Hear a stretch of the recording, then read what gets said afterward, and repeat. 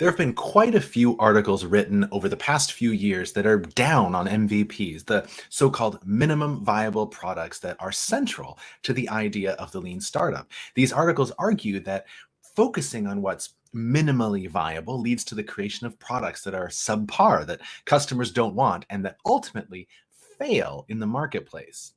Why is that so in vogue these days? Why are so many people so down on the MVP that served so many startups so well? Why do so many of my sentences have so many words that are so? And why do I think that these articles not only miss the point of the MVP, but are also tragically misguided? It's time to think inside the box.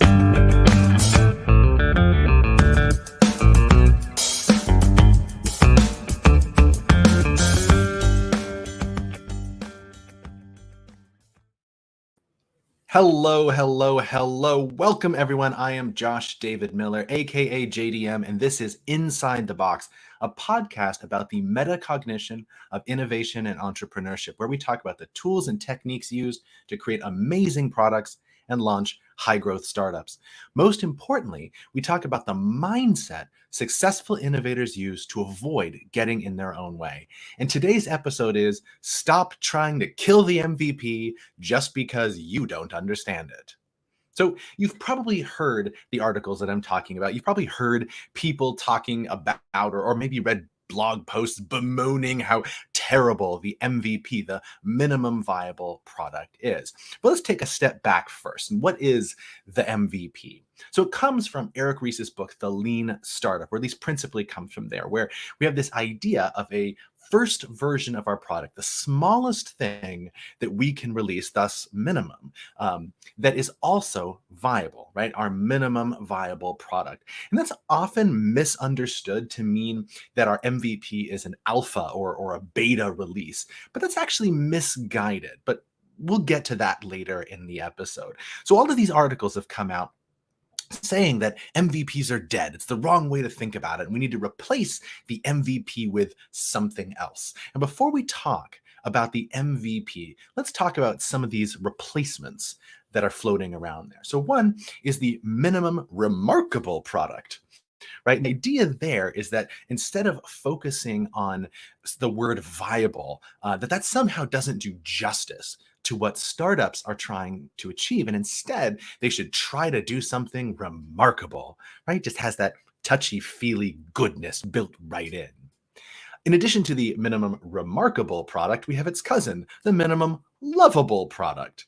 And the idea here is that if you scale down a product far enough based on its features, that people just won't like it anymore. And they often quote Sam Altman from Y Combinator and say, it's better to build something that a small number of users love than a large number of users like. And Sam's obviously right. And it's lovable right in it. Isn't that what we're all after? Isn't every successful startup premised on having a product that our users love?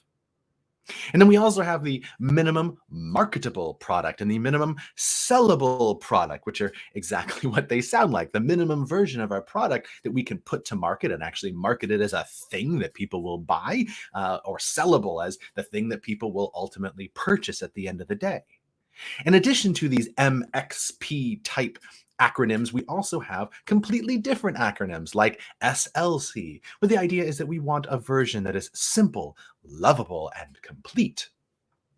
The idea there being that customers don't want unfinished products. They don't want products that the owners themselves of the company are embarrassed by. They want these products that they can use right now, and that by saying the M in MVP, by saying that it's minimal, takes away from its viability, and that M kills V, and then customers feel that minimalism and then therefore hate the product because of it.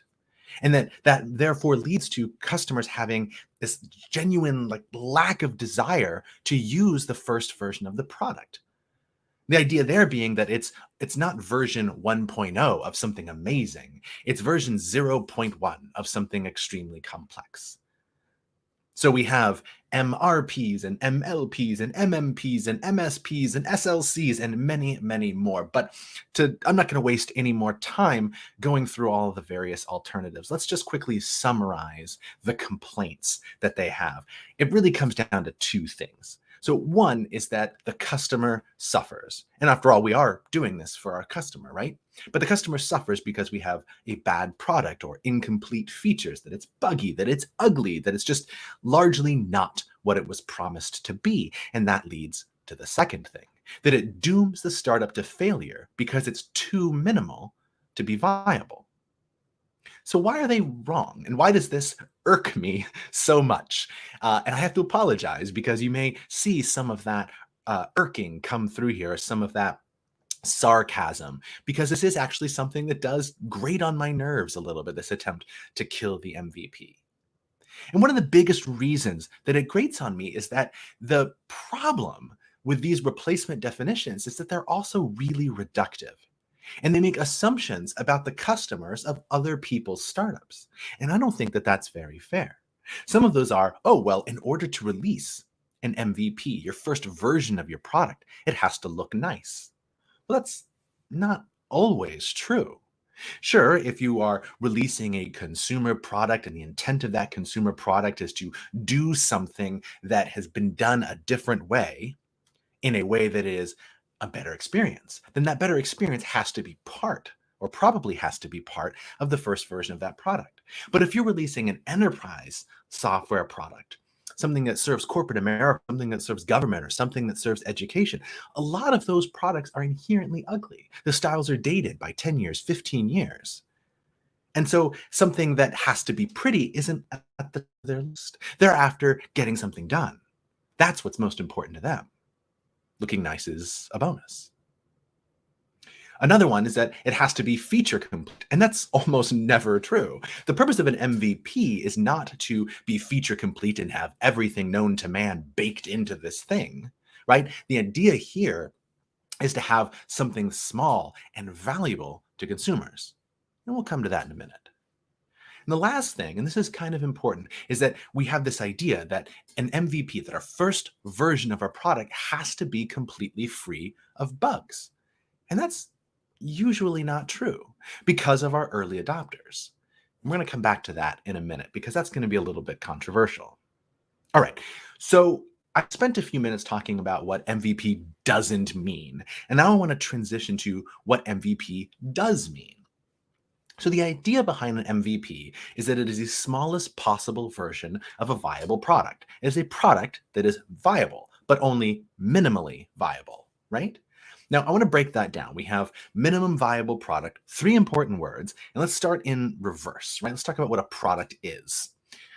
If we strip it down to its core, any product, whether it's a software as a service, whether it's a consumer packaged good, anything, regardless of what it is, a product is always composed of 4 things. It has a customer for whom that product is intended. There's a value proposition that we deliver to that customer. We have some value chain or value network or delivery mechanism. We have some way of getting that value to the customer. And then finally, we have a reason that that product actually makes us money, right? There's revenue logic in there, there's operating expenses, and there's math that says, yay, this makes money, right? It's always those 4 things. The important part of that, or one of the important parts of that, when we're talking about an MVP, is that it has to create value. It's not a product if it doesn't create value for our customers. It also has to capture value in some way. Now, a lot of times when you release the first version of a product, and we at the Right Box often really push for this kind of thing, we often really want it to make money. Somehow we want to make money off of this thing, get our customers buy-in in the most clear way possible, which is with their pocketbooks. But that's not always possible. There's usually a way to make it work, but it's not always possible. But you want to create value, and maybe you want to capture value a little bit. That's what makes it a product, right? And we have a means of getting that to them. If it's a software as a service product, that is the software, but we could have a channel that we deliver this product through. We could put it in stores if it's a consumer packaged good, and so forth. And from a design thinking perspective, when we think about the creation of value in a product, we're talking about creating something that's desirable. It has to be something that people want. It has to solve a real problem that those customers have. Otherwise, what's the point? Which also implies that that customer is really well defined. It's not something that serves the world, but something that serves a customer segment really specifically. Or as the product gets more advanced, perhaps more than one customer segment at once. So that's the product side, right? We have a customer, have a value proposition to them that we're delivering them in some way, and there's a reason that that all makes money. Those four things. So let's turn to the V, the viable part. What does it mean for a product to be viable? The literal definition would be that it has to survive in the marketplace, but that is not really enough for us here. When we're talking about viable, we're talking about that concept of desirability. Customers want it. If they don't want it, it's not viable. And right away, that gets rid of most of the problems that these alternatives to MVPs have, is that they're claiming that they create things that customers don't want. But if you're creating something that a customer doesn't want, it was never viable in the first place. Viability also implies at least, that it's functional. It has to be usable, right? That doesn't mean that it has to be perfect, right? Usability is important, but it's not critical. And I said I was going to come back to this idea of early adopters because this is really important. When you're serving a really early customer segment, when you're really early in the market with a new startup or a new innovation of some kind, you're after people that when you go and talk to them and you say, we're doing this thing that solves this problem that you're feeling, that their eyes light up. That they go, yes, I want that. And they say, where do I sign? How much money? Here's my checkbook. I'll just sign whatever number you put in. You're looking for that kind of reaction, right? Or to put another way, you're looking for people who are at the top of the early adopter pyramid. And I'll drop a link to that in the show notes. But the early adopter pyramid is a way of looking at the whole universe of people who have the problem that you're trying to solve. And then within that universe of people are those who know, they're aware that they have the problem that you're trying to solve. And not only are they aware of it, but they're actively looking for a solution to that problem. And not only are they actively looking for a solution to that problem, but they're so desperate for a solution that they've hacked something together to try to make it work. And they have money. And that's the people who sit at the top of the pyramid. These are the people whose eyes light up when you talk about your product and how you're solving their problem. For those people, usability is secondary, not primary, subject to a few asterisks, because they are looking for a solution to a problem that they feel that acutely. So usability is important, but it's important to also put usability in context of who we're going after. In the case of our early adopters, it does not oftentimes, again, asterisk, need to be this brilliant, original, breathtaking user interface or user experience. The last thing that viable also implies is that it's acquiring some data for us. And I'm going to come back to that in a minute, but it needs to get us what we put it out there to look for. In the most generic sense, that might be that it actually just pencils out financially, right? It's viable in the sense that the cost of us putting this thing out there is less than the cost that the customer is paying and that the value we're capturing, right? But there's other ways that we can look at viability too, and we'll get to those in a second.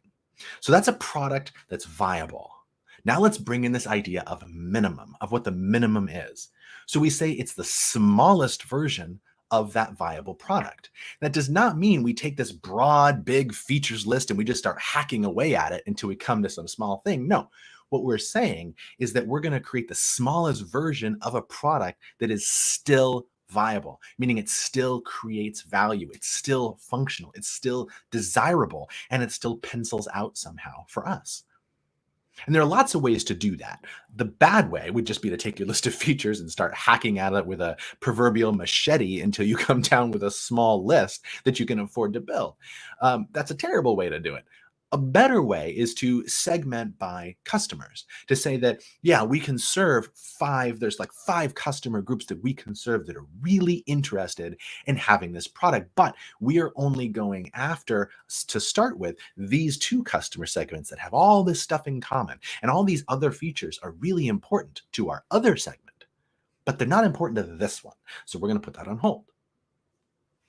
You can segment by the features based on their priority to the user. These are like hugely desirable. This is what solves the core problem. Please, for the love of God, solve that for me, right? And then there are others that are good, great, even nice to have, right? There are all these other features, and those need to go at the bottom of the list. And at some point, we can cut those off as well. So what's the smallest possible version of that product that still remains viable? That's the minimum viable product. That's the MVP.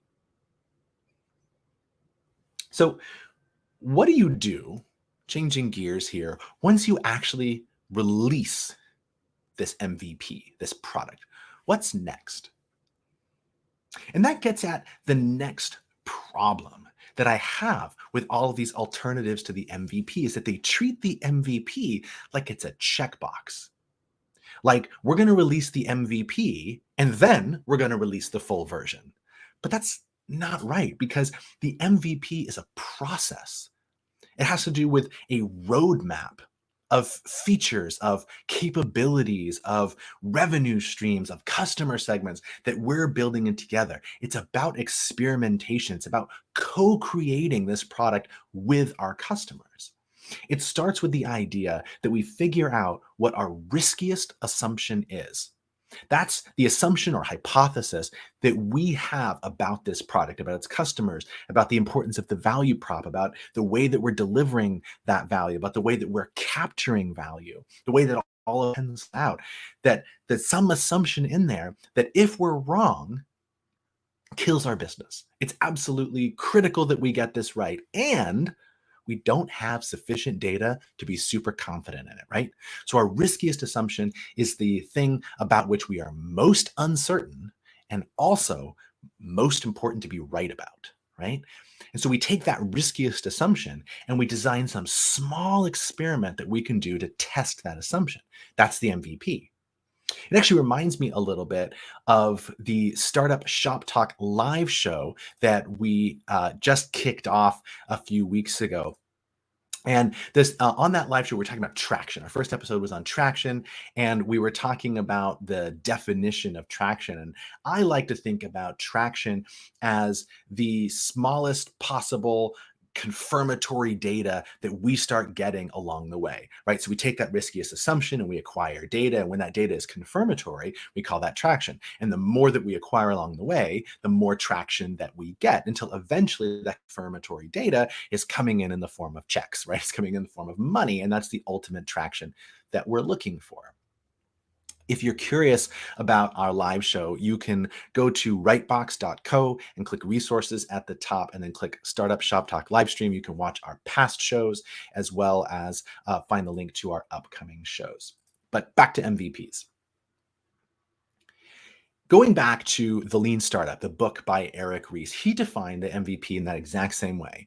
He said it was the version of our product that maximizes what he calls validated learning about our customers, while also minimizing our effort and therefore minimizing our risk. That's the MVP. It's this chain of experiments that we're doing along the way that eventually lead to the full version of the product. It's not a checkbox, it's a process. So before we round things out, I want to come back to an oft misunderstood quote from LinkedIn founder Harry Reid, Reid Hoffman. LinkedIn founder Reid Hoffman said, "If you're not embarrassed by the first version of your product, you've launched too late." And that's where a lot of these MLP, MMP, MSP, SLC, MRP advocates have this like reductive, silly thing that they're looking at here, because they take this quote and they think that embarrassment just means that we've launched something that's bad, right? That the look and feel is ugly, right? But that's not what it's all about, right? We're not embarrassed just because it doesn't look right, or we're not embarrassed because it has a bug, or we're not embarrassed because it's not really valuable. Those are bad MVPs. We're embarrassed by the first version of our product because it's a faint reflection of this grand vision that we've casted to the world. Our startup has this big, hairy, audacious goal, or a BHAG, right? Has this big, hairy, audacious goal for the future of what it's going to look like. And despite that BHAG, that big vision, this is what we released. this small thing? It's such a faint reflection of it all. But yes, that is what we released because it was viable, because it maximized our learning and it minimized our risk. But that doesn't make it bad, because if it was a bad MVP, it probably wasn't viable. It was a minimum product, but it was not a minimum viable product. So these people aren't actually pointing out the problem with MVPs. They're pointing out the problem with bad MVPs. So I want, as the last thing here, to talk about what makes a good versus a bad minimum viable product. We're just going to do that with some quick examples. Right? So here's a bad way to do an MVP. That would be a blind release with no customer research, just to see what happens, right? We don't really know what they want, but we'll build something, we'll throw it out to the market, and we'll just see what happens. I often say that you should never have a goal of seeing what happens, because you'll always succeed in seeing what happens, but you won't actually learn anything, right? So instead, the good MVP version of that is to say that we've talked to enough customers to form a compelling hypothesis, and now it's time to test that hypothesis with real customers. Another example of a bad MVP is thinking that you know what your customers want and then just cutting the features list, slashing it with that machete down to as small as possible. Instead, think of it as we think we know what our customers want, but we want to test that hypothesis before we go all in. Another bad MVP is, what's the absolute bare minimum that we can away with charging money for, right? What can we just get away with charging money for? And we're going to call that our MVP. Instead, think of our MVP as the smallest something of sufficient value that it creates revenue. What's the smallest thing that we can build that creates sufficient value to create revenue? So to round things out here, my sort of controversial take on all of this is, don't try to reinvent the MVP just because you don't understand it.